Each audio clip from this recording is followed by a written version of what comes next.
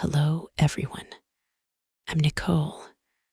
Thank you for being here with me in this wonderful place called Black Screen History.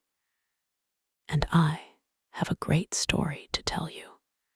Tonight, we will embark on another time cruise.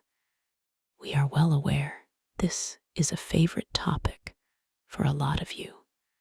This time, we are visiting 14th century France. We will meet a beloved king who turned mad, King Charles IV of France. But before we begin, let's take a moment to center ourselves. You may sit or lie down, and if you wish, close your eyes. Let go of any distracting thoughts and daily worries. Adjust your posture until you find that perfect spot of comfort. Take a deep, refreshing breath and exhale slowly, noticing how your body naturally relaxes. Feel how the tension dissolves from your shoulders and neck. Allow your facial muscles to soften. Release your jaw. Let your hands rest gently and feel your legs becoming completely relaxed as you find this state of calm. I'll guide you through our exploration ahead. We are about to take off for our most interesting cruise ever, which begins in the late 14th century. France was one of the most powerful kingdoms in Europe. However, beneath the polished veneer of Valois pageantry, a slow-motion catastrophe was unfolding, one marked by mental illness, factional civil war, foreign invasion, and a queen whose legacy has been fiercely contested ever since. At the center of this story are Charles VI, a king afflicted by episodes of terrifying madness, and Isabeau of Bavaria, a queen consort who found herself navigating an impossible political landscape. Their reign was one of the most chaotic in the long history of the French monarchy. Buckle up because it's a wild ride. From beloved to mad, Charles inherited the French throne in 1380 when he was just 11. While he was still a child, his power-hungry uncles, the Dukes of Bourbon, Berry, Burgundy, and Anjou, ran the show, while helping themselves to royal funds and influence like kids in a candy store. When Charles turned 20, he emancipated himself, stripped his corrupt uncles of their positions, and reinstated his father's officials. Under his rule, France's finances were slowly restored, and the people, charmed by their young, reformist monarch, dubbed him the Well-Beloved. In the summer of 1392, everything changed. Medieval Europe wasn't exactly known for its chill, and the story of Charles's first mental breakdown fits right in with the era's signature weirdness. It all started when a man named Pierre de Crayon tried to murder one of Charles's close friends. When he fled to Brittany, and the local duke refused to hand him over, the young king set off with an army to bring him to justice. Their expedition got off to an unsettling start. As the men journeyed through a forest in the sweltering August heat, a bedraggled leper ran up to the king shouting, "Turn back, noble king. You are betrayed." Despite being shoved aside, the man kept following the king, yelling his warning again and again. Charles had already been acting unusually and showing signs of manic energy. So when one of the pages accidentally dropped a lance, The sound of clashing steel triggered something deep inside of the king. Taking the leper's warning to heart, he drew his sword, shouting forward against the traitors. They wish to deliver me to the enemy, and turned on his own men, deep in a delusion that they were out to get him. He killed one man and wounded several others before his companions managed to wrestle him to the ground. When he finally collapsed, he lay motionless for 2 days, completely unresponsive, as if in a coma. When he finally came to, he had no memory of what happened. It was the beginning of a lifelong struggle. From that moment on, Charles experienced regular episodes of confusion, violent paranoia, memory loss, and hallucinations. On one occasion, he refused to bathe or change his clothes for months. His court was forced to find ways to accommodate his behavior, doing things like hiding mirrors so he wouldn't become distressed by his own reflection. The Glass King, one of the most famous and bizarre aspects of Charles's illness, was his belief that he was made out of glass. He was convinced that he would shatter into pieces if anyone bumped into him. Courtiers were forbidden to come near him, and he even wore specially designed protective clothing that was reinforced with iron rods. It's hard to imagine how scared and confused Charles must have been. He would often sit motionless for hours, terrified that any sudden movement could make him smash like a vase. Strange as it sounds, Charles wasn't the only person to suffer from a glass delusion in medieval and early modern Europe. One man was even convinced his bum was made from glass, and that sitting down would make it break. Another individual traveled to the glass-making hub of Murano, where he planned to throw himself into a furnace and transform into a beautiful goblet. Earlier in history, there were cases of earthenware men. Scientists think these delusions were influenced by new technologies. Clear glass was a relatively new development in Charles VI's era, along with a fear of physical contact. As an aside, the man who thought he had a glass bottom was cured when his doctor spanked his ass. Modern doctors think it's likely Charles suffered from paranoid schizophrenia or bipolar disorder. But in an era without diagnosis or treatment, his symptoms remained a terrifying mystery. One hell of a party, or the party from hell. Charles's doctor decided he needed some good old-fashioned merrymaking to distract him, both from his health issues and the stresses of court.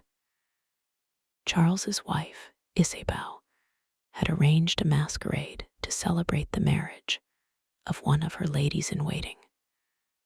For a laugh, Charles and a group of his mates decided to disguise themselves as wild men of the woods and perform a dance routine for the amusement of the guests. This involved highly flammable costumes made of flax, pitch, and resin. The men capered around, challenging the guests to guess who was behind the masks. Then Charles's brother, the Duke of Orleans, turned up, late, drunk, and holding a lit torch. There are several versions of what happened next. Some say the Duke of Orleans held up his torch to identify one of the dancers, and a spark fell onto the man's outfit. Another version which is a contemporary account, says that Orleans threw his torch at the dancer. Either way, the result was the same. Within seconds, their costumes caught fire, and several of the men were engulfed in flames, burning alive in front of the horrified court. Mitchell Pinton, a chronicler of Charles VI's reign, didn't hold back when he wrote, 4 men were burned alive, their flaming genitals dropping to the floor, releasing a stream of blood. The flames jumped from the dancers to the guests as the fire began to rage out of control. It was sheer luck that the king happened to be off to one side talking to his aunt, who quickly threw her voluminous dress over him to shield him from the flames. Another of the men quickly jumped into a vat of wine. The other dancers died, including the lad who'd come up with the bright idea in the first place, cursing until the bitter end.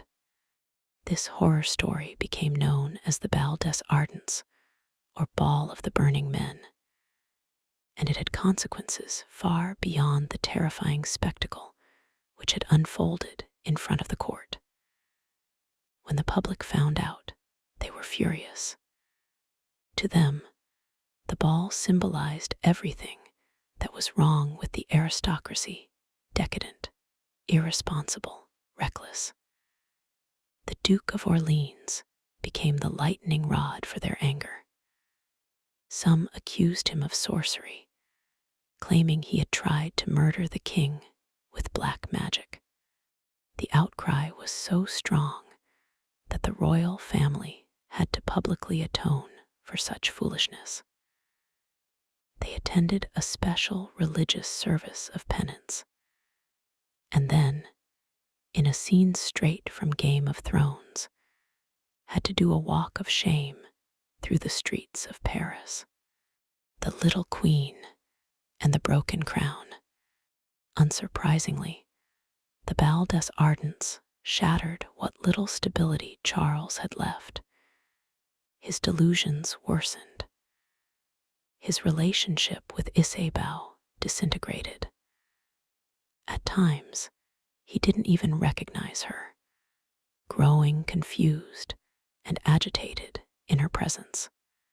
Into this void stepped Odette de Champdivers, a young woman introduced to court through her father's service in the royal household. She first appears in records around 1405, not as a courtesan or social climber, but as a carefully selected companion.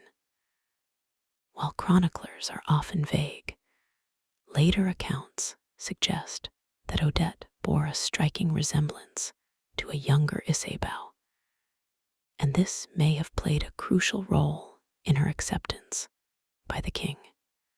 Odette became a psychological surrogate, allowing the court to maintain a manageable daily routine for the king while avoiding the disruptions caused by Isabeau's presence.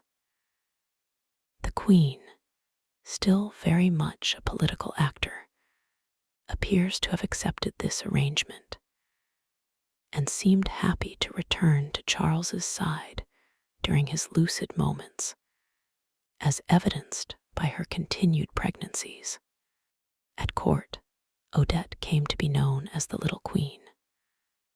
The moniker carried layers of irony and recognition. She held no official status and never sought political power, yet she performed many of the queen's functions in the king's private life. She oversaw his personal care, soothed him during episodes of confusion, and offered companionship in the long silences of his illness. Fun fact: she's the person who introduced playing cards to France as a way of entertaining Charles. Her presence allowed the king a rare sense of calm in a world that was increasingly hostile, unfamiliar, and fragmented. But what happens when a monarch is incapable of ruling? If there's one lesson we can learn from history, it's that a royal court abhors a vacuum. There was no formal mechanism to declare Charles unfit, no abdication, no legal transfer of power. Instead, the court waited. It adjusted. It lied when necessary. But this fragile dance could not continue for long. Behind the scenes lurked an estranged wife, a regicidal younger brother, and members of France's increasingly divided royal houses, all of whom felt they should rule. Factions emerged, loyalties shifted, civil war loomed, and all the while, Charles drifted further into his illness. Charles VI and the bloody feud that nearly ended France.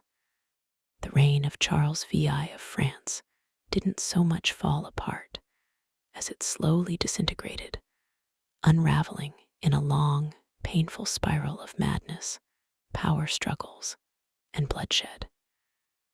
As the king descended into mental illness, the person left to pick up the pieces was his queen, Isabeau of Bavaria. Thrust into an unwinnable position, Isabeau had to rule a fractured realm. France, already staggering under the weight of the 100 Years' War, was now facing internal collapse. A feud between two powerful noble factions turned into a national crisis, feeding chaos, betrayal, and murder, all while England hovered over the weakened kingdom like a vulture waiting to strike.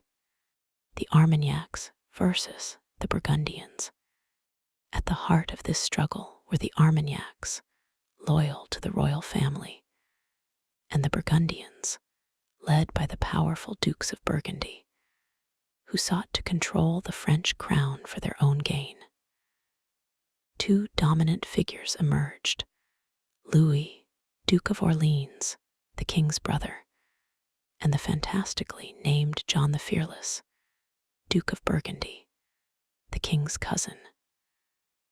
Their rivalry, which had begun as a struggle for influence over the crown, quickly spiraled into open warfare. Louis was young, ambitious, and suspected to be Isabeau's lover, even the real father of her children, giving him enormous influence at court. He spent lavishly and surrounded himself with poets and intellectuals, making him the face of the highly cultured but corrupt royal circle. John the Fearless, by contrast, was a cold, calculating strategist, far more interested in raw political power than courtly pleasures.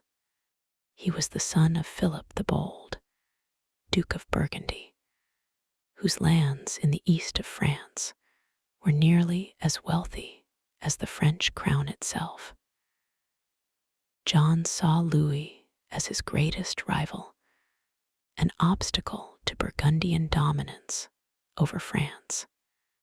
Louis may have wielded considerable influence, but the rumors of his affair with the Queen and his reputation as a womanizer in general meant he was deeply unpopular. His role in the Bal des Ardents definitely didn't help.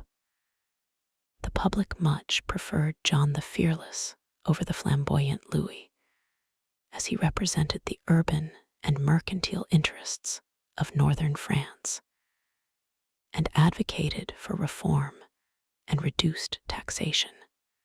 In 1407, this rivalry exploded into outright murder.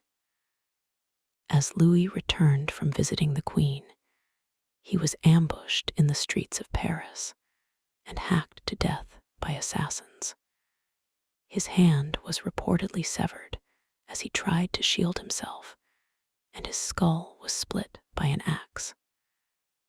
At the risk of stating the obvious, the mastermind behind this bloody deed was none other than John the Fearless.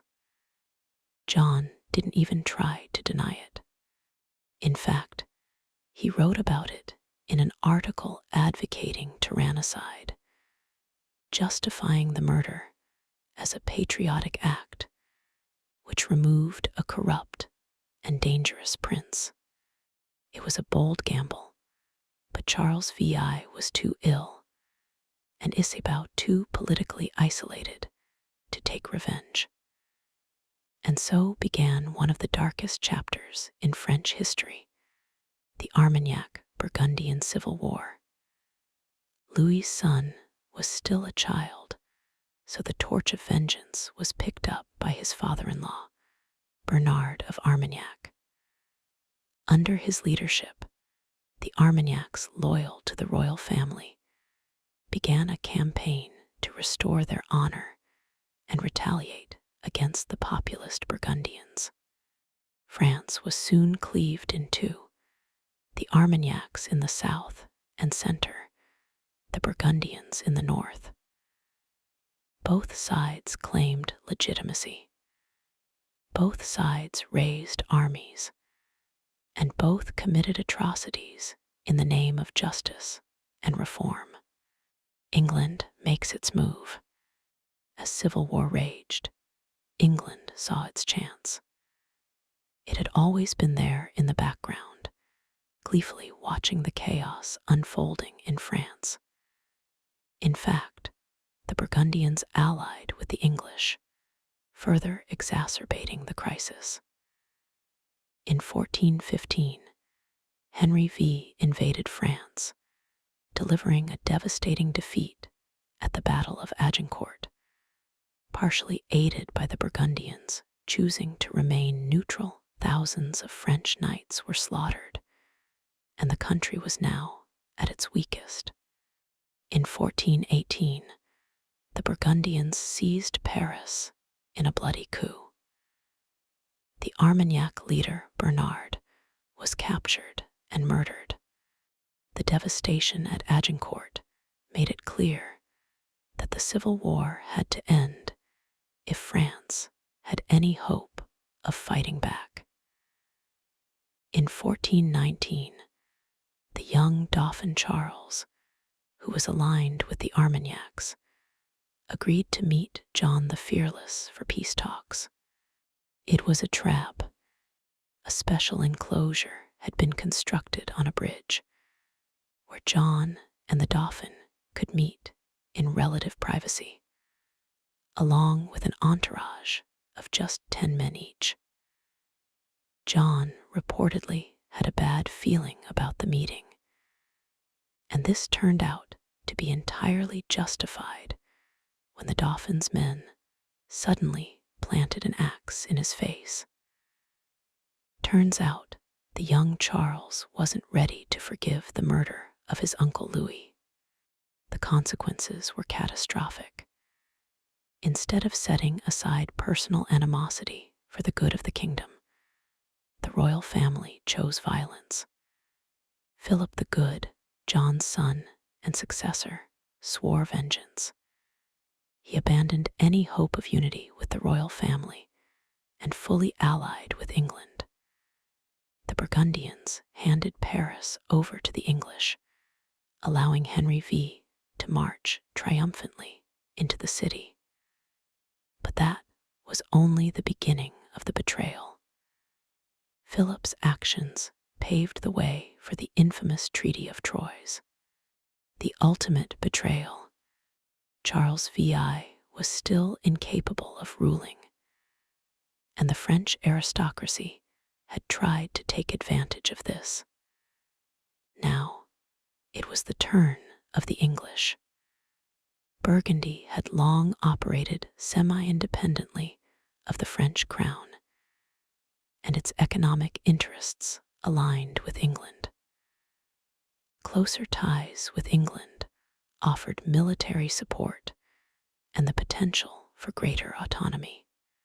Both parties would benefit enormously if Henry V ruled France instead of the Dauphin Charles, whose reputation had taken a battering following the murder of John the Fearless and the rumors of his mother's affair with Louis of Orleans. Through months of negotiation, with Queen Isabeau of Bavaria acting as a key intermediary, Henry pursued not merely land or tribute, but the French crown itself. Isabeau, disillusioned with her son and furious over the killing of John the Fearless, lent her support to the English cause. Whether out of political calculation, desperation, or resentment, she participated in the most shocking diplomatic act of her era. The result was the Treaty of Troyes, signed in May 1420. This treaty was a reimagining of dynastic succession, one that severed the natural line of inheritance and delivered France into the hands of its old enemy. By its terms, Henry V was recognized as the legitimate heir to Charles VI. The Dauphin, still very much alive and actively resisting in the south, was declared illegitimate and unfit to inherit. To cement the arrangement, Henry married Catherine of Valois, the daughter of Charles and Isabeau, creating a dynastic union intended to bind the two crowns into one empire. Why would Isabeau betray her country and disinherit her own son in this way? Perhaps she believed he was unfit to rule, either because of his role in past crimes or his inability to consolidate support. Perhaps she feared what would happen if the kingdom fell into the hands of a young, divisive prince. Or perhaps, like many others at court, she recognized that Henry V, for all his foreignness, offered a future of structure and strength, while her son seemed to offer only more civil war. The English had finally achieved legal recognition of their claim to the French throne, confirmed by marriage, approved by the king, and ratified by the Estates General. The 100 Years' War was over in all but name, and the English could sit back and revel in their victory. Fate had other plans, however. The Treaty of Troyes depended entirely on the survival of Henry V. Only 2 years after the treaty's signing, Henry died of illness at the age of 35. Charles VI followed him to the grave soon after. What remained was an infant. Henry VI, 9 months old, declared King of England and France. Charles VII, the disinherited Dauphin, declared his own kingship. To many Frenchmen, especially those untouched by the English alliance or opposed to Burgundian influence, he remained the rightful king. The English found themselves embroiled in a prolonged war once again, and their occupation was increasingly viewed not as legitimate governance, but as foreign domination.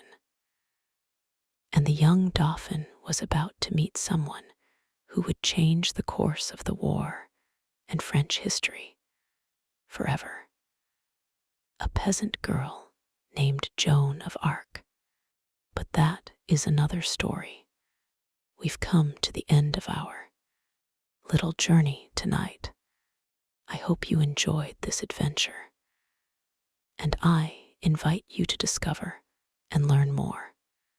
Now you can let go and sleep, or if you're not sleepy, yet you may pick another story from my ever-growing library. And until we meet again, good night, sleep well.